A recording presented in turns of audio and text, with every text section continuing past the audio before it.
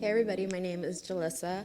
I want us to take a look at Matthew 26, and going to verse 31, we see how Jesus is telling his disciples, "All of you will be made to stumble because of me this night. For it is written, I will strike the shepherd and the sheep of the flock will be scattered." And in verse 33, we see how Peter jumps in and actually tells Jesus, no, I don't know about everyone else. They might stumble, but I won't. And, in fact, he doesn't just say he won't. He says he never will. He's so certain about it. And we see Jesus reply to him in verse 34, and he says, "Assuredly, I say to you that this night before the rooster crows, you will deny me 3 times.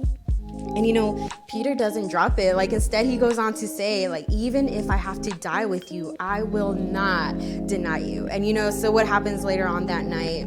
Jesus is taken to Caiaphas, the high priest, and Peter follows him at a distance to the high priest's courtyard and sits with the servants. And so while he's there, we see in verse 69, a servant girl comes up to Peter and says, you were also with Jesus of Galilee. And he says in front of everyone, I don't know what you're talking about. And so he goes out to the gateway and another girl sees him, and she tells those around him, this guy, he was with Jesus of Nazareth. And Peter goes on to say, I don't know the man.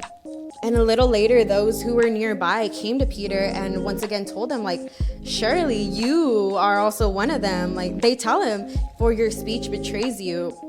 And now this time, Peter doesn't just say that he doesn't know Jesus.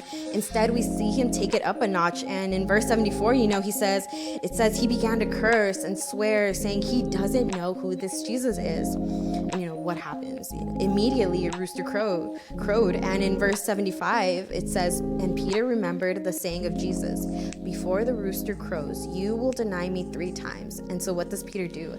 It says that he went out and wept bitterly.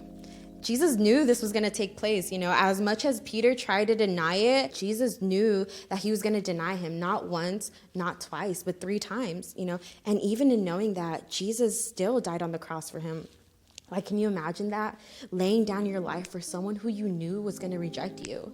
Many of us have rejected Jesus, maybe not flat out cursing and swearing like Peter did, but it could be in the way we live our lives, the choices we make, the conversations we have, and the things we choose to indulge ourselves in. And like Peter, Jesus knows all the moments in our lives when we will choose to deny him. And I feel this is something that's very common in believers, especially with new believers, oh, well, I've done so much wrong in my life. I've done this and this. How can a holy God possibly forgive me? But that's the type of love that Jesus offers us, a love that we don't deserve and a love that we probably will never understand. And in Matthew 9, verses 12 and 13, Jesus says, those who are well have no need of a physician, but those who are sick. He tells the Pharisees, go and learn what this means.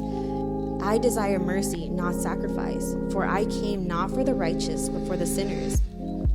And I want to end by telling you this, wherever we are in life, we are never too far from God's reach. No matter how much we have sinned or how bad it was, it's never too late to come to God. By God's grace, Jesus paid it all for us, and he forgives without exception to those who are repentant over their sins. 1 John chapter 1, verse 9 says, if we confess our sins, he is faithful and just to forgive us our sins and to cleanse us from all unrighteousness.